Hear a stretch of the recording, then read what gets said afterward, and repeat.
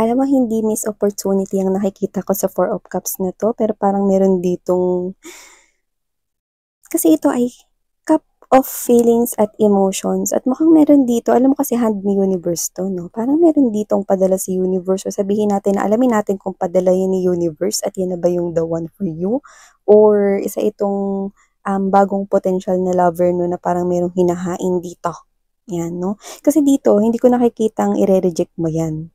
Dito nag-iisip ka 'no, na actually tanggapin na 'yan, 'yan. For some reason, with this tree in the background na nakikita ko rito, no? Kaya nagiging ganyan ang iyong thinking, no? Is pwedeng meron kang nakita dito sa person na ito, no? Na parang, ay, bet ko to. May ganun akong nakikita sa energy mo, no? So parang you wanna go stable with this person here, but for some reason nakita mo yung ino-offer pa lang, hindi mo pa hawak, babe. Okay? So ibig sabihin, no, parang I'm getting this type of energy like wait muna, like teka muna, kind of thing. So if you happen to hear pala, no, yung pagpukpok ng mga martilyo, paglagari sa labas, ayan, no, meron kasing ginagawang construction here. So, thank you so much sa mga pangunawa ninyo. Yan. So, let us find out what is that, no? What is that all about, no? It's so, intriguing.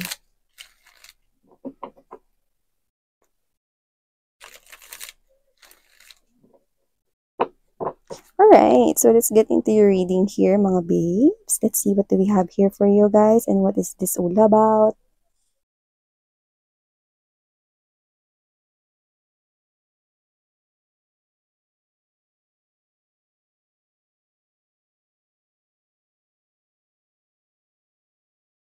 Okay.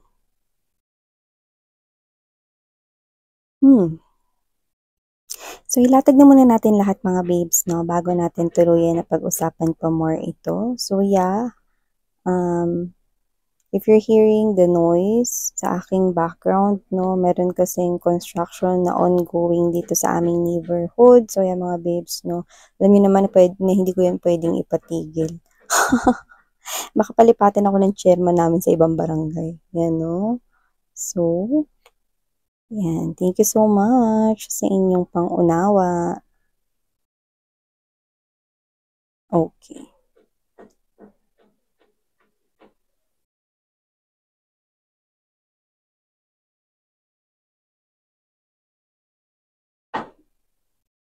So, hey there mga my loves collective. Maraming thank you po at marami talagang salamat no, sa inyong walang sawang suporta. So, yun nga mga babes, no.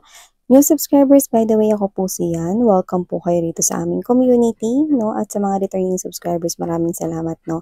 Meron po tayong mga other channels, no? Ang links po ay nasa description box. Pero syempre, just take only what resonates with you guys, okay? Yun ang pinaka-importante sa lahat. So, wala tayong gender, babae, lalaki, LGBT, no? Lahat po kayo welcome here. Pwede nyo rin i-flip ang roles kasi general reading ito, okay? So, nakikita ko rito that with the Queen of Cups energy, the Sun, Two of Wands energy, na Page of Cups, okay? Well, definitely. Ito ha, sa tingin ko meron kayong bagong kakunik. Like bagong kakilala, pwedeng bagong dating sa life mo, like kailan lang talaga, mga ganyan, no? Like bago, like fresh, no? And for some reason, ito yung nakikita ko sa energy mo eh. Yan, no? We have here this Queen of Cups energy and there's this Sun card, okay? So, nakikita ko na ito yung energy mo, pero may posibilidad rin, no, na kayong dalawa ay ganito, no, ng kakunik mo, kung sino man yan. Magkaiba kasi mga babes, no, dito kasi parang sinasabi, no, masaya ka, magkaiba yung masaya ka sa in love ka. Oo, yung masaya, parte na yun ng in love. Pero dito nakikita ko kasi, no, siguro dahil bago lang tong connection na to, no, medyo naguguluhan ka pa, no.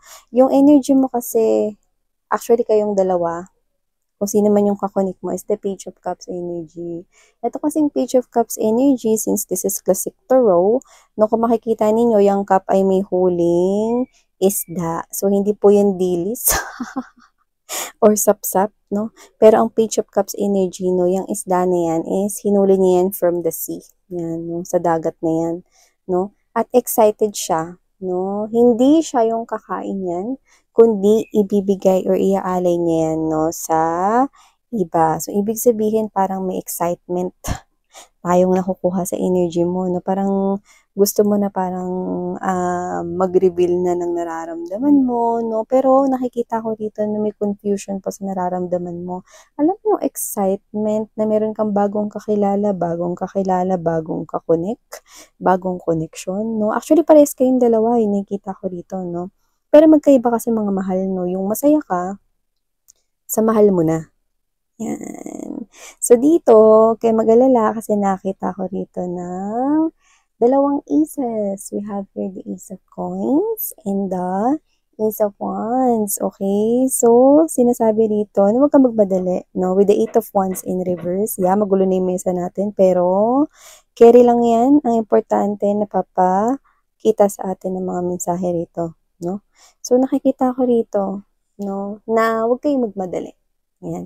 Oo, ang pagiging masaya ay isang parte ng isang love, 'di ba? Pero syempre ikaw, 'di ba, pag masaya ka, na masaya ka rin pag kasama mga kaibigan mo. Tama, 'di ba? Humahalakhak ka pa nga, tumatawa ka. Na masaya ka rin pag kasama mo yung parents mo. Iba-iba yung level ng saya, no? Kailangan mo 'yun maintindihan mo muna. Okay? Okay, magkaiba kasi yung masaya ka sa in love ka. So, huwag kang mag-rush into diving agad, no? Huwag kang agad mag-dive. Dito kasi ready ka na eh, no? May goggles ka na, no? Meron ka na rin yung gear, no? Sa paa, no? Tapos meron ka na rin na, what's this? Tag nito? Ano yung sinusuot sa, excuse me. Okay? Yung, tawag nito, yung pang-dive, no? Na suit, no? Ready ka na eh, no? Pero may kulang pa. Oxygen. Diba? Pag nag-dive ka, na mas maganda matagal ka sa ilalim para nakikita mo na maganda yung mga mangroves, diba? Mga ganun. So, dito, nakikita ko, no, na bago pa lang naman kasi itong connection ninyo, mahaba pa ang inyong pupuntahan, no? Marami ka pa ritong i-enjoy ng mga kilig moments, no? At tsaka nakikita ko rito, parehas merong dalawang new beginning rito, diba? So, lumalabas, no, na ngayon, dahil hindi nyo pa lubusang naiintindihan yung sarili nyo, na nakikita ko rito na hindi pa fully develop ang feelings mo. Nandoon pa kayo sa stage kung saan getting to know, no? Masaya kang kasama siya, okay, masaya kang kasama siya, no? Gusto mo lagi siyang kasama, kakwentuhan, kausap, no? Pero wag ka kagad muna magda-dive, no? Nasabihin sa kanya na, mahal kita, gusto ko pakasalan, yung mga ganyan, no? Kasi may confusion ka pa rito. Hindi mo nga lang masyado napapansin, pero nakikita kong may confusion ka pa. So, dito, the angels mo, no, ay sinasabi na take it slow. Ano?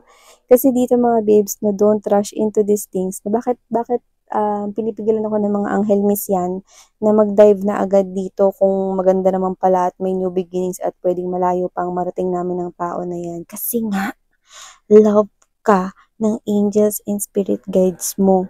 Bakit na bang meron miss yan?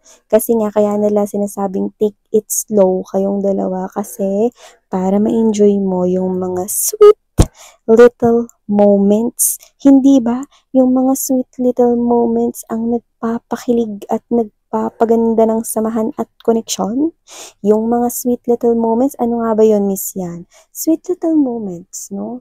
Yung bibilin ka niya, no, ng hot cake. Kasi paborito niya yun. Tapos may lumampas na icing, no? Kasi kumain kayo ng cupcake sa ibabaw ng icing. Tapos, 'di ba? Aalisin niya gamit yung napkin na siya mismo yung kumuha doon, no? Magpupuno siya ng bibig mo. Yun ang mga tinatawag na sweet little moments. Yun yung gustong ma-experience ng mga angels mo dahil gusto nilang makitang kinikilig-kilig ka. Okay? So, dalawa kayong ganito ng ka-get to know mo, no? Gusto ng mga angels at mga guides ninyo, no, na ma-enjoy nyo muna, no, ang ganda ng simula ng koneksyon, no? Yung mga kilig, no? Yung mga padyak-padyak sa higaan, no? Pag nagre-reply na siya, no? Ang konti nung sinabi, no? Kumain ka na ba? Yan, no? Pero kung makapadyak ka dyan sa higaan mo, no? Parang sinabi na agad niyan yung I love you, diba? Take it slow, oh, diba? This time we'll take it slow. Kung feeling mo nagiging fast kayo, sabi ng mga anghel, take it slow para mas ma-enjoy ninyo ang samahan together. Kasi dito nakikita ko maganda talaga at mahaba pang pupuntahan ninyo. So gusto nila na ma-experience mo yun. Di ba? Ang ganda, napakalinaw. So dito we have here this Page of Swords energy right here. Hindi ko alam kung sino tong nakamatsyag rito, pero ibang energy ito. No? Hindi kaya ito ang nanay mo? Nanay mo o teacher mo, ginawa mo na ba yung module mo, yung assignment mo, tapos na ba? O baka yung boss mo may pending ka pang trabaho. Yan. Oh. So, mayroon ako nakikita dito. Siguro may mga youngsters pa rito na nanonood. Baka parents nyo to, no? Tinitingnan, no, kung in love ba kayo or what, no? Lalo ng mga may students dyan. Pero ito, nakikita ko rito, this is someone here who's concerned to you. Baka family or friends, no? Parang, oy, in love ka na naman, ha? Yan, no? May mga nakabantay sa'yo rito, nakikita ko rito. Parang, ito yung mga tao na, concerned sa'yo. So, ayaw ka nila rito babaksalit. Iba na naman, mukhang blooming na naman to si Collective, nakakapagpaalala kasi parang kilala ka nila when it comes to love. Bigay todo ka, no? Pagdating sa pag-ibig, no? So, ito yung mga tao na parang natatakot na baka madapa ka ulit, no? Ayaw naman nila masyadong makialam sa'yo, pero they're observing from afar, no? Pero gusto nila masigurado na you're well taking care of yourself. They do not want you to get hurt when it comes to love again, no? Alam naman nila na hindi nila hawak ang iyong puso at hindi nila hawak kung sino man ang magugustuhan mo. Okay? So, these people here, no, is concerned, no? Yun ang nakamatsyag sa'yo. So, these people here wants your happiness lang. Yun ang gusto nila here, no? Sa future mo, nakikita ko na kayong dalawa ay mas marami pang pagsasaluhan. At saka ang dami ng sweet little moments. Doon talaga madedevelop ang feelings nyo sa isa't isa. No? So, sa ngayon, parehas pa kayong confused, no? Masaya kayo kasi parang may namumuong friendship dito, Happy lang kayo, no? Parang, kamusta? Kamusta yung work mo today? Or kamusta yung school today? Yan, no? Ganun. Alam mo kasi gumawa kami ng ganito. Nagkaroon kami ng experiment in science. Intusan ako ng boss ko, may seminar kasi ako inatinan today. Mga ganyan, nagkikwentuhan kayo, no? Mga ganito. Tapos, may mga ganyan kayo bonding moments, no? Kunwari, nunod kayong sine together, no?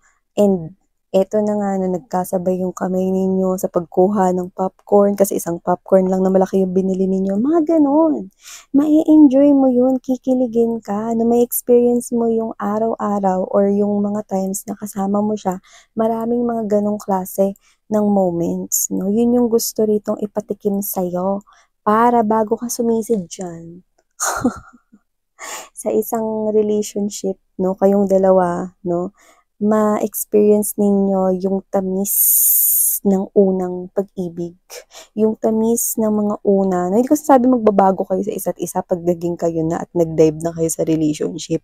Actually, mas nakikita ko pa nga yung potential na mas lalo pang nag-grow ang inyong feelings, no. Ayaw lamang ma-miss ng mga angels at guides ninyo, no, ang little moments na ito, no, kasi gusto nila to. Alam mo ba na yung mga cupids, yung mga angels, no, na nakatoka sa pagpana, no, ng mga lovers dyan, okay? Sila yung mga mas kinikilig-kilig, umaangat-angat yung mga balikat nila, no, kapag yung mga pinapana nila rito na dalawang tao, no, is nagkakainlaban at nagkakaroon ng mga ganyang mga kilig-kilig moments, no, na parang mukhang simple lang pero yan yung ikinakakilig nila. 'Di ba? Ayaw mo pang pasayahin yung mga angels mo. Yung mga cupids mo na nakatoka sa love department mo, 'di ba? So dito nakikita ko, no, nahayaan mo lang. Okay? Huwag mo munang sabihin ng iyong feelings, no? Actually, dalawa kayong ganito, no? Yung nakikita ko dito. So, take it slow with this Six of Swords energy. At marami pa kayong madidiscover with the moon right here and the High Priestess. Marami pa kayong madidiscover. ng mga secrets, ng mga feelings, ng mga hidden. Yan, no? Na, ay grabe, no? Grabe, nakikita ko rin ang connection ninyo, no? Napakarami rito, no? Parang unti-unting marireveal ang inyong feelings at emotions sa isa't isa, no? Alam mo yung parang ano, unti-unti rito nagbubukas, no? Yung door of love, no?